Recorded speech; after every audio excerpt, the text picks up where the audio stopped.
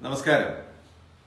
അഖിലേന്ത്യാ കോൺഗ്രസ് കമ്മിറ്റിയുടെ speak up India പരിപാടിയുടെ 4ാമത്തെ ഘട്ടമാണ് ഇന്ന് ഇന്ത്യ സംസാരിക്കുന്ന വിഷയം ജനാധിപത്യത്തിനെതിരെയുള്ള വെല്ലുവിളിയാണ്. ഇന്നത്തെ പ്രോഗ്രാം സ്പീക്കപ്പ് ഫോർ ഡെമോക്രസി, ജനാധിപത്യത്തിനു വേണ്ടി ഇന്ത്യയിലെ മുഴുവൻ ജനങ്ങളും ശബ്ദിക്കുന്ന ഒരു നവമാധ്യമങ്ങളിലൂടെ ശബ്ദിക്കുന്ന, പ്രതിഷേധമുയർത്തുന്ന ഒരു പരിപാടിക്കാണ് AICC രൂപം കൊടുത്തിട്ടുള്ളത്. അതിൻ്റെ ഭാഗമായി ഈ ജനാധിപത്യത്തിന് വേണ്ടിയുള്ള പോരാട്ടത്തിൽ ഞാനും പങ്കാളികളാകുന്നു. ജനാധിപത്യ വിരുദ്ധ നിലപാടുകൾക്കെതിരെ ഞാനും എൻ്റെ പ്രതിഷേധം രേഖപ്പെടുത്തുകയാണ്. നമുക്കറിയാം, ഇന്ത്യ എന്ന് പറയുന്ന ലോകത്തെ ഏറ്റവും വലിയ ജനാധിപത്യ രാജ്യമാണ്. ഈ രാജ്യത്തിൻ്റെ ഒരു ഭംഗി എന്ന് പറയുന്നത് തന്നെ ഇന്ത്യയുടെ ജനാധിപത്യവും മതേതരത്വവുമാണ്. ഇന്ത്യയെ നിലനിർത്തുന്നതും ജനാധിപത്യവും മതേതരത്വവുമാണ്. ആ ജനാധിപത്യത്തിനെതിരെ വെല്ലുവിളി ഉയർത്തിക്കൊണ്ട് ഭരണത്തിലിരിക്കുന്ന, കേന്ദ്രം ഭരിക്കുന്ന നരേന്ദ്രമോദിയും അദ്ദേഹത്തിന്റെ പാർട്ടിയും അദ്ദേഹത്തിന്റെ ഭരണകൂടവും പണം ഉപയോഗിച്ച്, അധികാരങ്ങൾ ഉപയോഗിച്ചുകൊണ്ട് ജനാധിപത്യത്തെ കശാപ്പ് ചെയ്യാൻ ശ്രമിക്കുന്ന കാഴ്ച വീണ്ടും ഒരിക്കൽ കൂടി കാണുവാൻ സാധിക്കുന്നു. രാജസ്ഥാനിൽ തിരഞ്ഞെടുക്കപ്പെട്ട ഒരു ഗവൺമെന്റ്, അശോക് ഗെഹ്ലോട്ടിന്റെ നേതൃത്വത്തിലുള്ള തിരഞ്ഞെടുക്കപ്പെട്ട ഗവൺമെന്റ്, ഭൂരിപക്ഷമുള്ള ഒരു ഗവൺമെന്റ്, ആ ഗവൺമെന്റിനെ അട്ടിമറിക്കുവാൻ ഗവർണർ എന്ന് പറയുന്ന ഒരു ഭരണഘടനാ ഓഫീസിനെ ഉപയോഗിച്ചുകൊണ്ട്, അദ്ദേഹത്തെ ഉപയോഗിച്ചുകൊണ്ട് അട്ടിമറിക്കാൻ ശ്രമിക്കുന്ന കാഴ്ചയാണ് കഴിഞ്ഞ 2-3 ദിവസമായി നമുക്ക് കാണുവാൻ സാധിക്കുന്നത്. നിയമസഭ വിളിച്ചുകൂട്ടണം എന്ന മുഖ്യമന്ത്രിയുടെ ആവശ്യത്തെ നിരാകരിക്കുന്ന ഗവർണർ, ആ ഗവർണറുടെ ആവശ്യം വിമതരായ, വിഘടിച്ചു നിൽക്കുന്ന MLA-മാരുടെ എണ്ണം വർദ്ധിപ്പിച്ച് കോൺഗ്രസിന്റെ ഭൂരിപക്ഷമില്ലായ്മ ചെയ്തുകൊണ്ട് കോൺഗ്രസിനെ അധികാരത്തിൽ നിന്നിറക്കുകയാണ്. ഇതിനെയാണോ നമ്മൾ ജനാധിപത്യം എന്ന് വിളിക്കേണ്ടത്? ജനങ്ങളാൽ തിരഞ്ഞെടുക്കപ്പെടുന്ന ഭൂരിപക്ഷം വരുന്ന ആളുകൾ ഭരിക്കുന്നതാണ് ജനാധിപത്യ സംവിധാനം എന്ന് പറയുന്നത്. ആ സംവിധാനത്തെ അധികാരം ഉപയോഗിച്ച്, അധികാര സ്ഥാനങ്ങൾ ഉപയോഗിച്ച്, പണം ഉപയോഗിച്ച് വിലക്കെടുക്കാൻ ശ്രമിക്കുന്ന ഒരു കാഴ്ച ഇന്ത്യയിൽ കാണുവാൻ തുടങ്ങിയാൽ നമ്മുടെ ജനാധിപത്യം എവിടെയാണ് പോകുന്നത് എന്ന് നമ്മൾ ആലോചിക്കേണ്ടത്. ഇന്ത്യയെ കുറിച്ച് നമുക്കറിയാം, ജനാധിപത്യവും മതേതരത്വവുമാണ് ഇന്ത്യയെ ഇഴതുന്നി ചേർത്ത് നിൽക്കുന്ന ഏറ്റവും വലിയ ഒരു ആണിക്കല്ല് എന്ന് പറയുന്നത്. ഇന്ത്യയിലെ നാട്ടുരാജ്യങ്ങളെ അല്ലെങ്കിൽ സംസ്ഥാനങ്ങളെ, വിവിധ ഭാഷകൾ സംസാരിക്കുന്ന, വിവിധ ഭരണങ്ങളുള്ള, വിവിധ രീതികളുള്ള, വിവിധ വിശ്വാസങ്ങളുള്ള മുഴുവൻ ആളുകളെയും ചേർത്ത് നിർത്തുന്നത് ഇന്ത്യയുടെ ജനാധിപത്യവും മതേതരത്വവുമാണ്. ആ ജനാധിപത്യത്തിനോ മതേതരത്വത്തിനോ ഒരു ഇളക്കം തട്ടിയാൽ, ആ ജനാധിപത്യത്തിന് ഒരു പോർലേറ്റാൽ തകരുന്നത് ഇന്ത്യയായിരിക്കും എന്നുള്ള കാര്യം നമുക്കെല്ലാവർക്കും അറിയാം.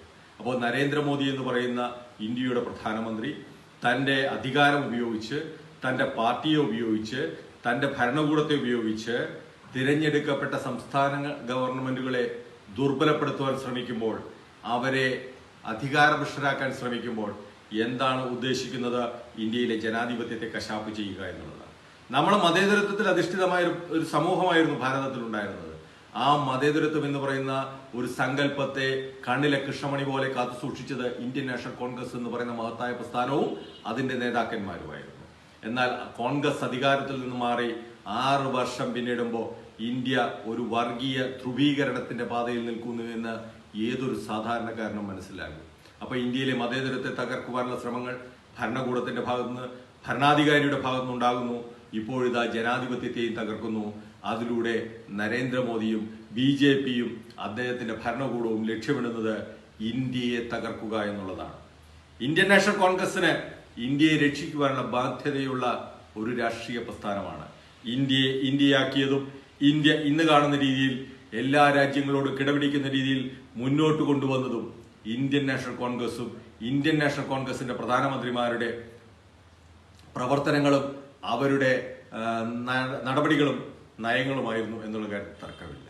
അപ്പോൾ ഇന്ത്യയെ തകർക്കാൻ ശ്രമിക്കുന്ന നരേന്ദ്രമോദി, ജനാധിപത്യത്തെ തകർക്കാൻ ശ്രമിക്കുന്ന നരേന്ദ്രമോദി, മതേതരത്തെ തകർക്കാൻ ശ്രമിക്കുന്ന നരേന്ദ്രമോദി, ആ ഭരണകൂടത്തിനെതിരെ നമുക്ക് പ്രതിഷേധിക്കേണ്ടിയിരിക്കുന്നു. പക്ഷെ ദൗർഭാഗ്യകരം എന്ന് പറയട്ടെ, ഈ കൊറോണ എന്ന് പറയുന്ന ഒരു മഹാമാരി ഈ ലോകം മുഴുവൻ അതിന്റെ നാശം വിതച്ചുകൊണ്ട് മുന്നോട്ട് പോകുമ്പോൾ നമുക്ക് തെരുവിലിറങ്ങുവാനോ പ്രതിഷേധം സംഘടിപ്പിക്കുവാനോ നമ്മുടെ പ്രതിഷേധം രേഖപ്പെടുത്തുവാനോ സാധിക്കാത്ത ഒരു സ്ഥിതിവിശേഷം ഉണ്ടാകുമ്പോൾ കോവിഡിനെ മറയാക്കി രാജ്യത്തെ കൊള്ളയടിക്കാൻ ശ്രമിക്കുന്നവർ, കോവിഡിനെ മറയാക്കി രാജ്യത്തെ വിറ്റുതുലയ്ക്കാൻ ശ്രമിക്കുന്നവർ, കോവിഡിനെ മറയാക്കി രാജ്യത്ത് ജനാധിപത്യ ധ്വംസനം നടത്തുവാൻ ശ്രമിക്കുന്ന ആളുകൾ, അവർക്കെതിരെ ഇന്ത്യ മുഴുവൻ ശബ്ദിക്കേണ്ടിയിരിക്കുന്നു. എന്തിന് എന്ന് ചോദിച്ചാൽ ഇന്ത്യ നിലനിൽക്കേണ്ടത് ആവശ്യമായതുകൊണ്ട്, ഞാനും നിങ്ങളും ജീവിക്കുന്ന ഈ സമൂഹം നിലനിൽക്കേണ്ടത് ആവശ്യമായതുകൊണ്ട്, ഇന്ത്യ തകർന്നാൽ നമ്മളെല്ലാവരും തകരും എന്നുള്ള ഒരു ചിന്തയോടുകൂടി നമുക്കും പ്രതികരിക്കാം, നമുക്കും പ്രതിഷേധിക്കാം.